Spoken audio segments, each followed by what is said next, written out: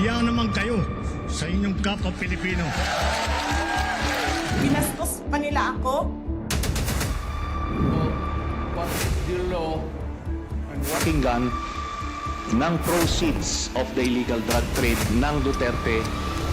The law enforcement, the highest law enforcement official being head of PNP. Yeah. Now you're hiding this scoundrel, this fugitive. Man, parang 3% of the population lang naman ang involved. Tapos kinestion niya rin that there is only 539 complainants or victim nung itong EJK. Bakit kailangan nating litisin ito knowing na Okay. involved Sabi is kasi, sige. Sabi daw kasi, bakit kasi it's only less or kukunti lang yan? Ba't parang nalilitis yan? Please take na po. Sample po yan. Parang test case po rin eh. Po dyan, they try to copy the Davao model into larger scale, which is the whole country of the Philippines. Yun po ang ano po nila. Po yung kanilang ano. Kaya nagkaroon, ba't kaya nagkaroon ng mga bounty ang tawag dito open hunting season. 'Di ba kada ano yata merong pabuyat. Kaya ang ano ng kita meron kasing repeat again, repeat again, let me repeat, yung Davao model kinapi into national level. mm. Kaya talagang merong sistema. Pangalawa, sabi daw kokonti lang sample, hindi sample.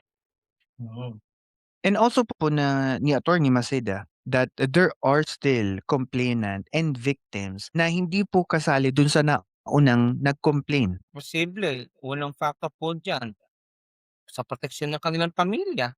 Mm. Pag nag-complain ako baka balikan nila yung ibang mga kaano-ano ko kaya hindi sila nagko-complain. Ang ginagawa nila diyan, they try to keep silent only out of fear. Pero sinasabi nga ng iba naman diyan, there's a extent din to keep silent. Kaya iba diyan, 'pag naubos na yung takot, ano yung nananatili, tapang nila. Kaya tumapang rin sila ngayon. They gang up. Yung nasagasaan ng EJK, sila-sila buklod-buklod, nagsama at iyon ang nangyari.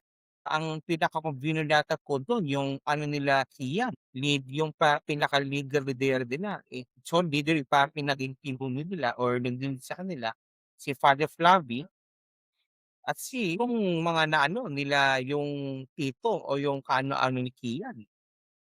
Nag-gang up na sila, eh. Sinasabi kasi, 'di ba may principle, walis ang walis inting hindi kayang makapagwalis yan kung isa lang siya. Pero kung nagsama-sama sila, buklod-buklod sila, malaki Mhm. pero nangyari yun. Umantong yan, umabot, salamat sa mga nakuha nilang mga channels, nakarating sila sa ICC.